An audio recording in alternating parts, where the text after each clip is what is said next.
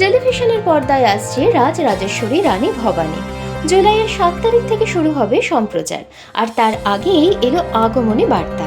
হয়ে গেল মেগার grand launch.